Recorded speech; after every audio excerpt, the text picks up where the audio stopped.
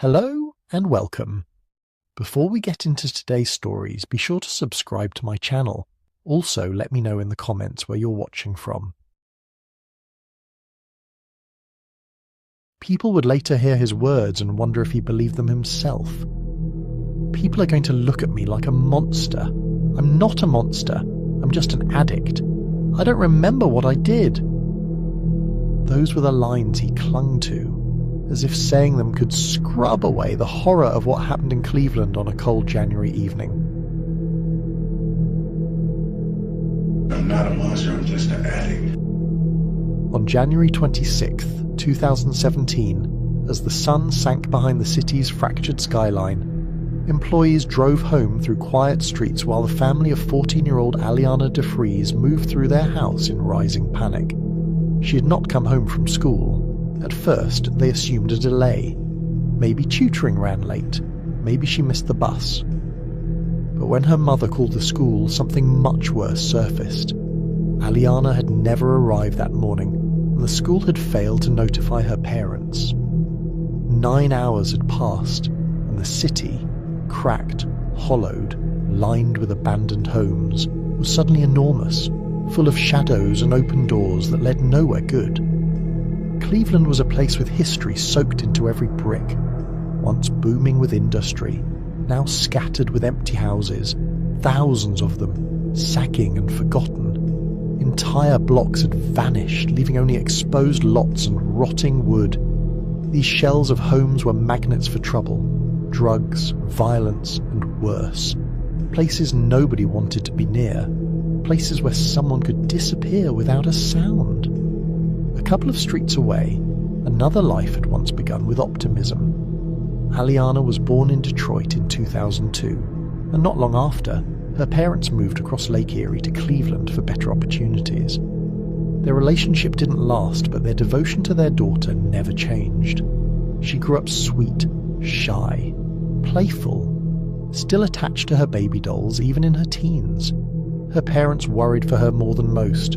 She had learning challenges and often needed extra support. Eventually at 14, they let her begin taking the bus alone. It felt safe.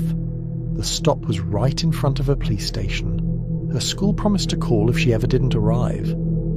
That promise broke the morning everything went wrong. Her mother walked her to the bus at 6:45 a.m. Aliana wore her uniform, tan pants, white shirt, hair neatly done. She boarded the bus as she always did, headed for her tutoring session. Later that afternoon, her mother waited at home, expecting the door to open at any moment. But 4 o'clock passed without a sound. When she called the school, the truth hit like a punch. Her daughter had never walked into class. Police launched a search immediately. Surveillance footage showed Aliana boarding her usual bus, riding until she exited near East 93rd and Kinsman. From there, she crossed the street just as she always did, but she never got on the second bus. And in the next video frame the detectives found, she was no longer alone. A nearby church camera captured a man approaching her around 7 a.m. The footage was grainy but unmistakable. She stepped back from him, uncomfortable. She tried to walk away. He calmly followed, placed a hand on her shoulder, and guided her toward a side street. An eyewitness on East 93rd thought they looked familiar enough. A father walking his daughter, perhaps. Nobody thought to intervene. The camera captured them turning onto Fuller Avenue, and Fuller Avenue had one address detectives couldn't ignore. An abandoned house at 9412, boarded, decaying, and owned by a contracting company that hadn't secured it properly. It took 3 days to obtain the warrant. On January 29th, 3 officers entered the house.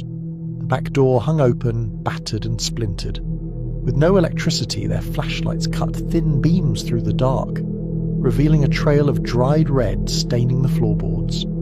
The smell hit them before the sight did. They followed the trail to a closed room. Inside, they found her. Aliana lay on the floor wearing only her socks, a pool of blood surrounding her. Her school clothes and backpack were nearby. Her injuries were brutal and extensive. Wounds to her head, to her face, to her neck. The tools used on her were found scattered on a dining table, drill, a screwdriver, a box cutter.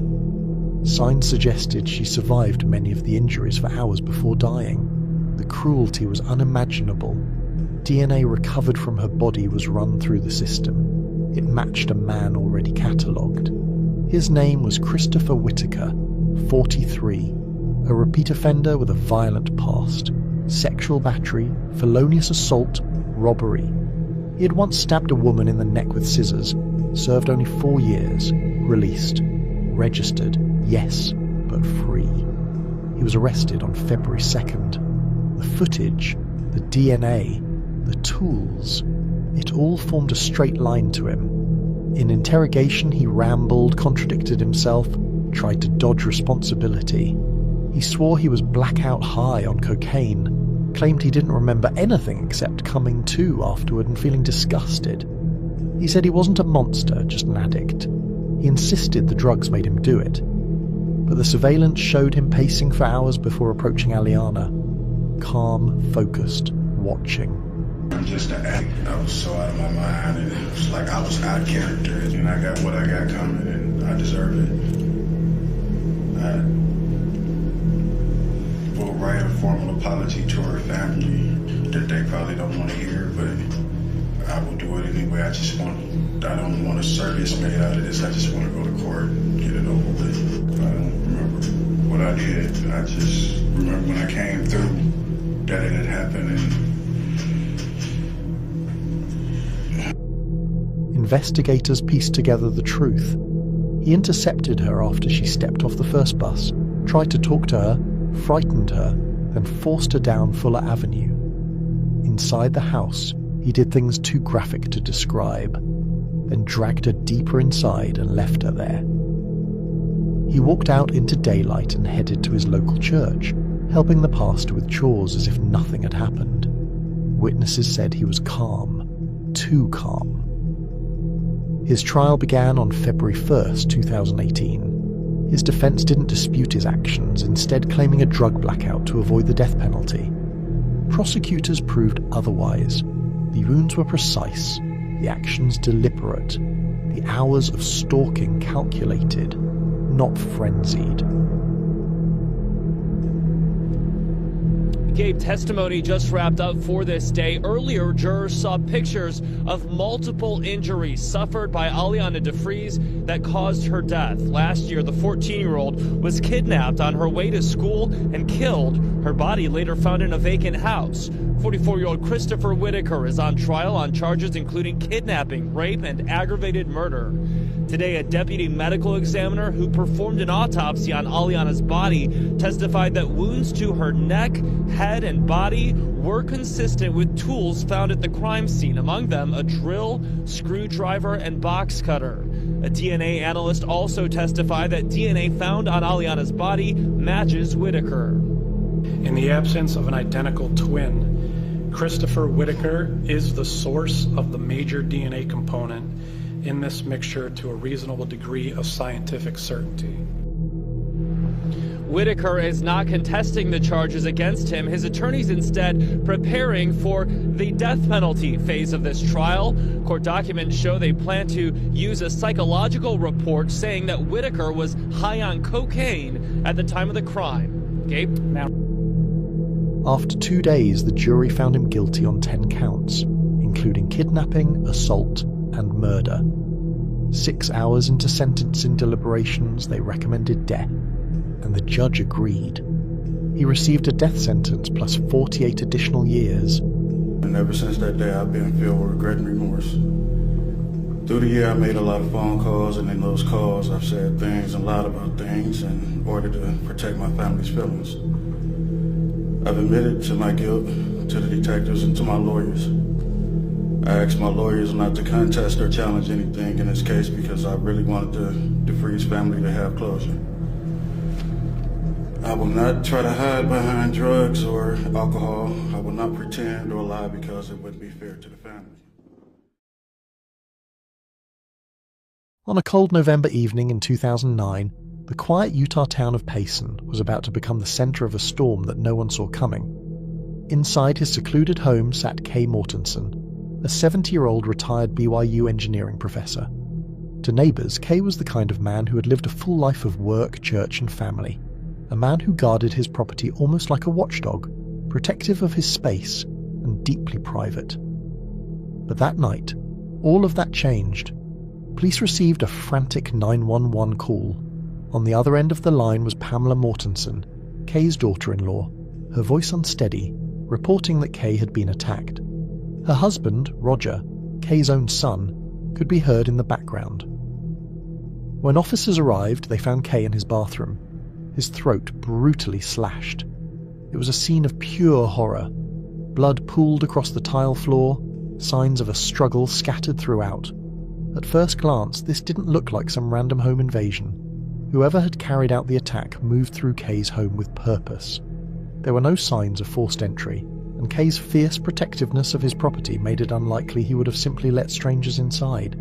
No, this seemed personal, and immediately suspicion began to shift toward the people who had discovered the body, Roger and Pam. The couple's stories wavered. Little inconsistencies crept into their retellings of the night. Roger claimed he'd gone upstairs, then returned to find his wife on the phone with 911. He remembered declaring, almost flatly, "He's dead." For detectives listening closely, that lack of emotion raised red flags. Then came the polygraphs. Both Roger and Pam were tested, and both were flagged as deceptive. Of course, polygraphs aren't exactly science. They don't prove guilt, but they do crank up the pressure.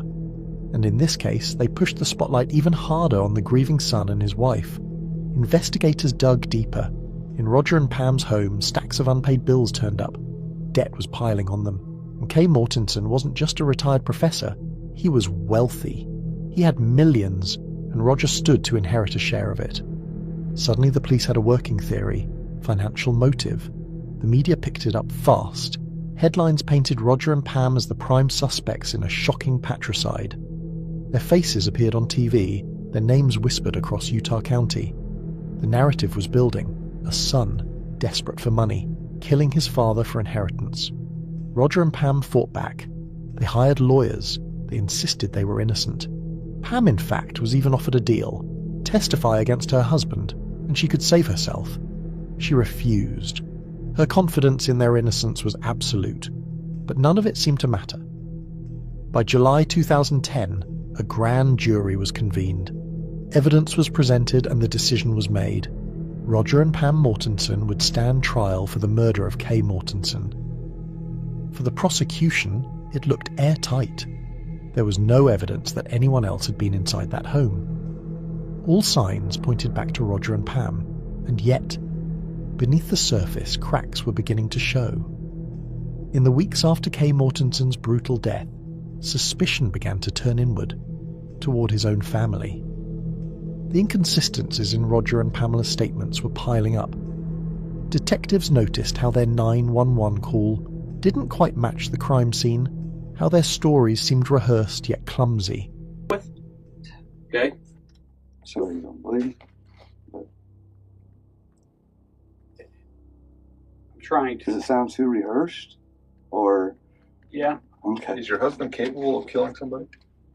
I need to get a drink. I wouldn't hope. I mean, I wouldn't think he is. I wouldn't think that he's capable of killing. Right here, she either knocked on the door or rang the doorbell. I believe she knocked on the door. I had this door opened because I knocked on the wooden door. I didn't ring the doorbell. And I said, "Is Kay here?" They proceeded to say he is and said he was upstairs, and they let us in.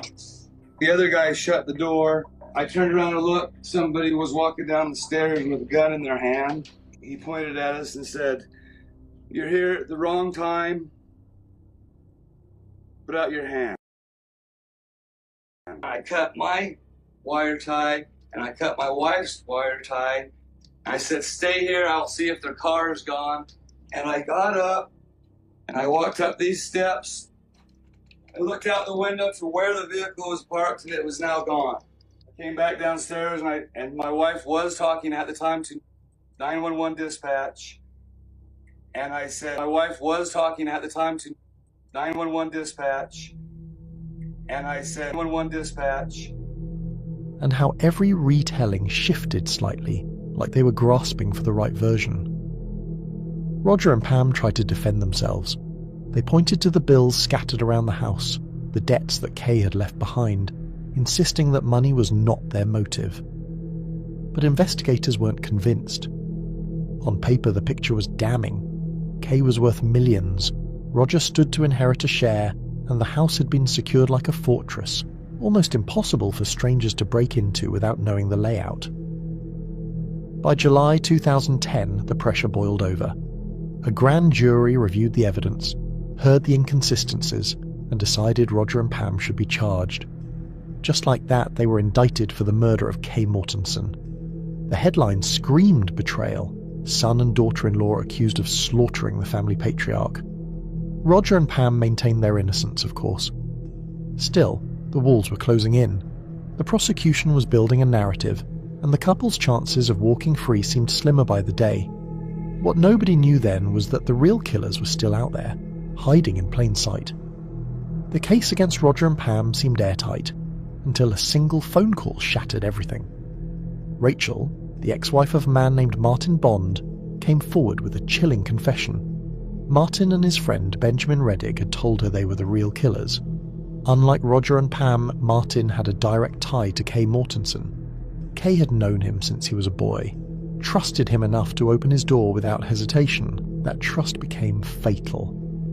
Once inside, Martin and Ben pulled weapons, zip-tied Kay, and demanded his prized gun collection. Kay, clever as ever, tried to mislead them by showing off a stash of cheaper firearms in his basement bunker, but the trick only sealed his fate. Dragged upstairs, he was killed with a butcher knife taken from his own kitchen, his throat slit in a brutal, calculated act. Rachel revealed that the men had rehearsed cover stories and threatened her into silence, but after seeing Roger and Pam wrongly accused, she broke. Her conscience wouldn't allow it. Armed with her tip, police dug into Martin and Ben's lives and quickly found the cracks. Stolen guns surfacing near Vernal, lies unravelling under questioning, and eventually both men turning on each other, each insisting the other delivered the fatal blow. Absolutely, 100% it was Ben. Who cut his throat? It was Marty. Who cut his throat? It's Marty. Who cut it? It's Marty. Who? Marty. Marty who? I swear to God, Marty Bond. It was the turning point investigators had desperately needed. After months of chasing the wrong suspects, they finally had the truth. With Rachel's testimony, the case flipped. Roger and Pam, who had spent 5 months in jail and nearly went to trial for murder, were cleared and released, though the damage to their lives and reputations lingered. To humiliate me, they did. It was terrible. Yeah. He and his wife were wrongly accused of killing his father. Today, Roger and Pamela Mortensen broke their silence about their ordeal of being arrested and intimidated by police when they were, in fact, themselves victims of a heinous crime. We were falsely incarcerated, and that we aren't the people that we were made out to be. They were at a loss as to what to do, and it was easier for them to blame us than to actually spend the time to look at who could be guilty. Investigators now zeroed in on Martin Bond and Benjamin Reddig. The men denied responsibility at first, but evidence betrayed them. Kay's missing guns were recovered from Bond's house and buried in nearby fields, and both men admitted being present during the murder, while blaming each other for the killing blow. Reddig eventually took a plea deal, accepting guilt for aggravated murder and kidnapping, and was sentenced to 25 years to life. Bond went to trial, maintaining innocence, but the jury didn't buy it. He was convicted of aggravated murder and handed life without parole. For Kay's family, the verdicts brought closure but also bitterness. Roger and Pam had been wrongly accused, humiliated, and treated as killers before the truth came out. In the end, Kay Mortensson's life was taken not by mysterious intruders or a family plot, but by 2 opportunists he trusted enough to let inside, men who valued his gun collection more than his humanity.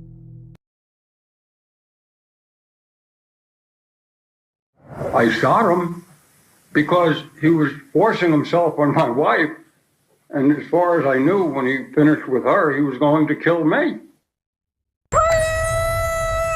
Free man, my husband!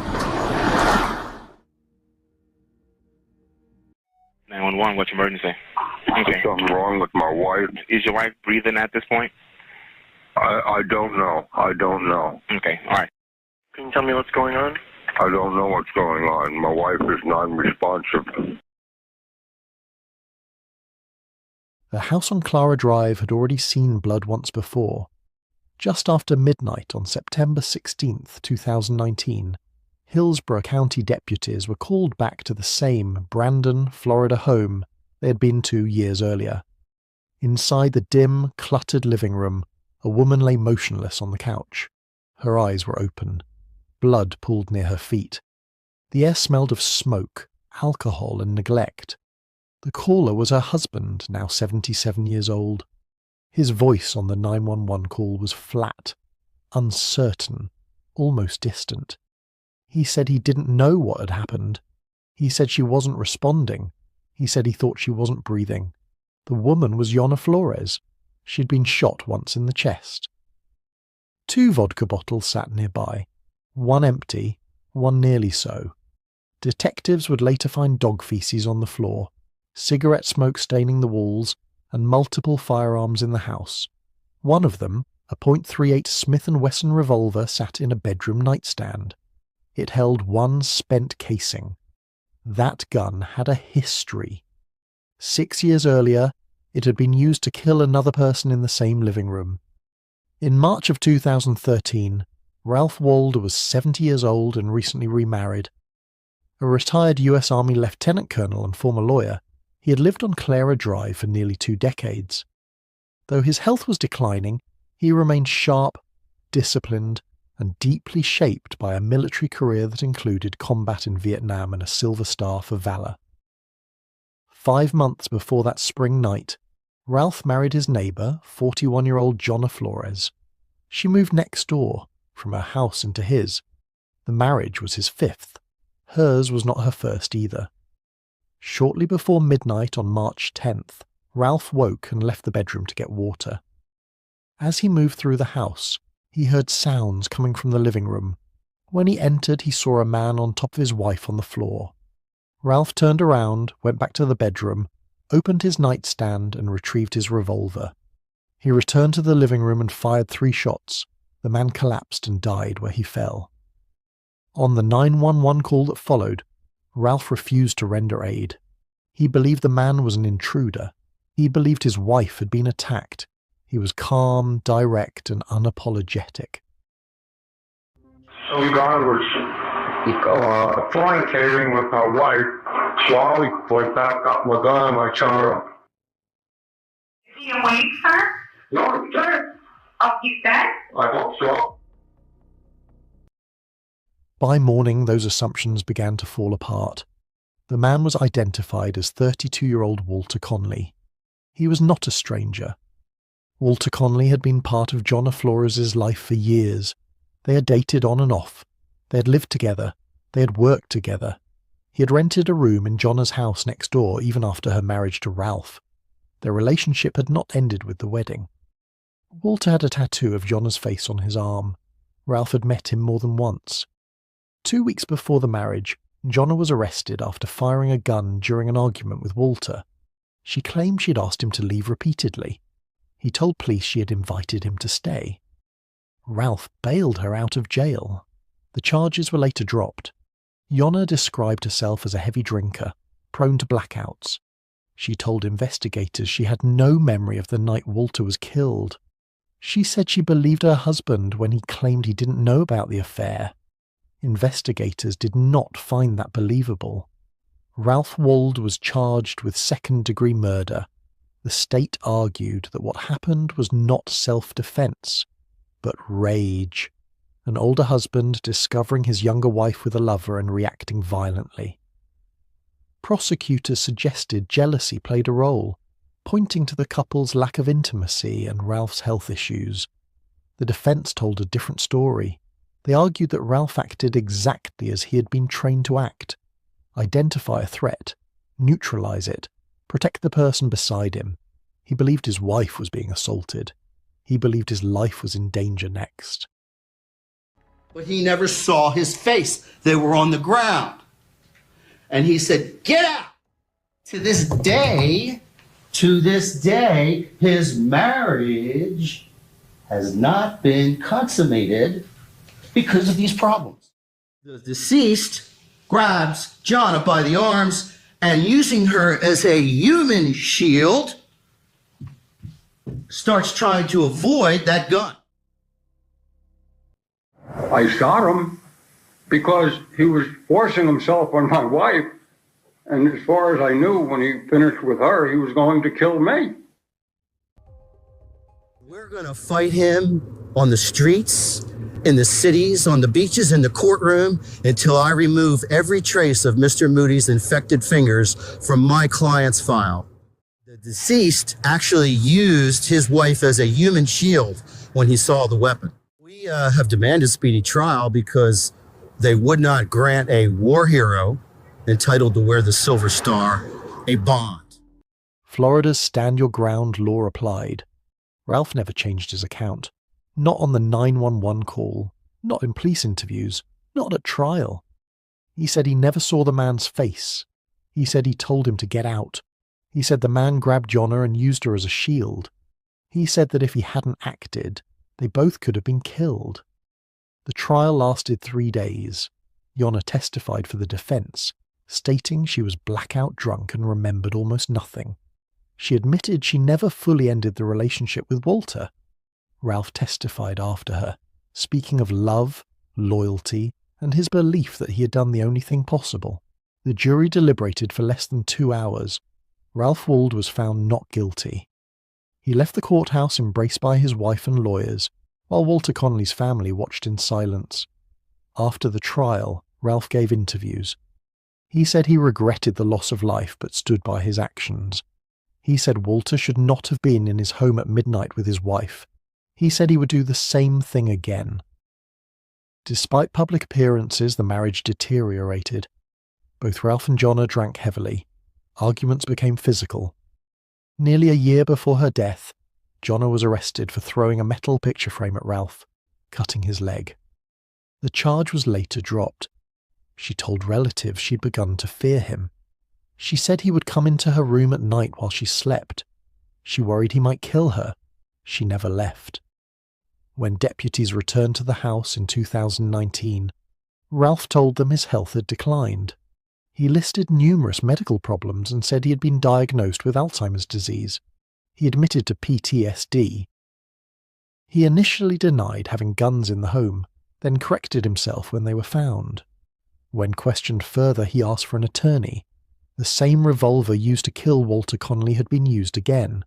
This time, the victim was his wife. Ralph was charged with manslaughter and released on bond. 911, what's your emergency? Okay. Something wrong with my wife. Is your wife breathing at this point? I don't know. I don't know. Okay, all right. Can you tell me what's going on? I don't know what's going on. My wife is non-responsive. Okay. Is she conscious? I know she's not responsive. No, she's not non-responsive. That's what I said. Okay. I was in bed. She was out here on the couch. Mm-hmm. I came out and I spoke to her and she did not respond. And Are her eyes open? She's like all collapsed over. Is she breathing? Yeah, I don't think so. Our office received a 911 call in reference to an unresponsive female at 513 Clare Drive. So that when deputies arrived on scene, it was apparent that the female was deceased and had some upper body trauma. Detectives have been on scene and are now in the process of securing a search warrant to further the investigation. And that's all we have with question.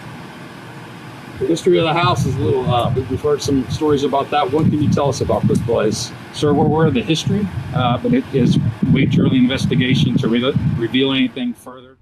The case dragged on, delayed by health concerns, mental evaluations, and the COVID-19 pandemic. The trial never began.